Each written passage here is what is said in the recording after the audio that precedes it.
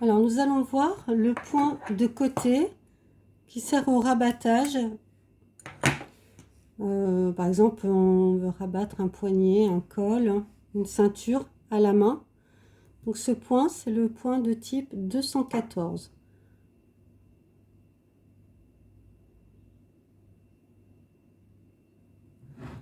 Donc, j'enfile mon aiguille.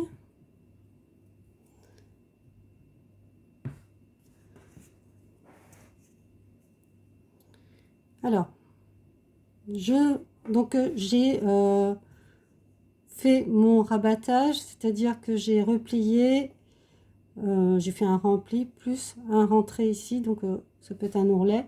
Alors, on ne vous le conseille pas pour un ourlet parce qu'il est visible sur l'endroit, d'accord?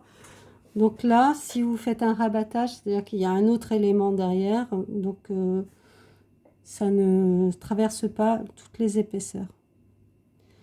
Donc je sors, je prends donc l'élément à rabattre.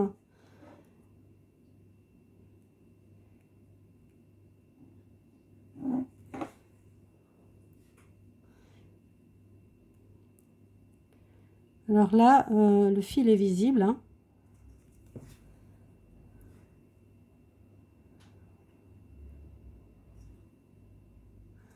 Là, je le fais en descendant, on peut le faire en montant, on peut le faire de côté, peu importe.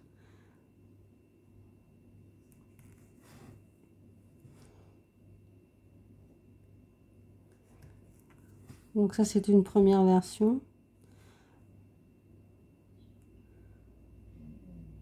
Alors après, on peut faire de cette sorte, qui est quand même plus joli sur l'endroit.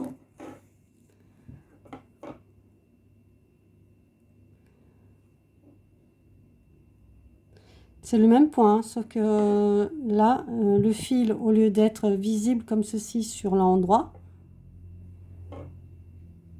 et là, on ne voit rien du tout, là, on l'inverse en fait. C'est-à-dire que les grands fils comme ça se retrouvent sur l'envers.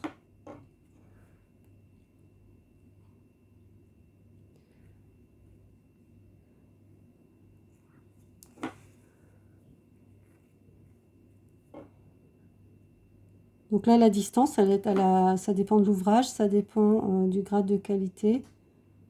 Ça dépend en fait de ce qu'on fait. L'objectif, c'est de faire quelque chose de régulier. Donc c'est le point de côté, le point de rabattage. Il est assez rapide à faire.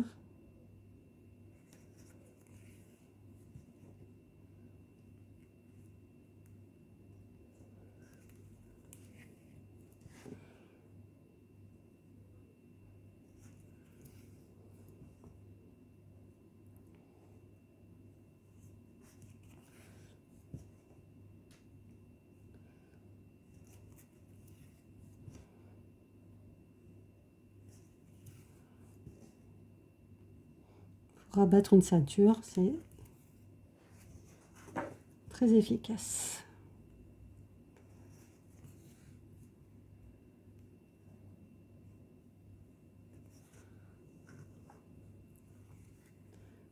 Voilà. Donc là, pareil, le nœud sur l'envers.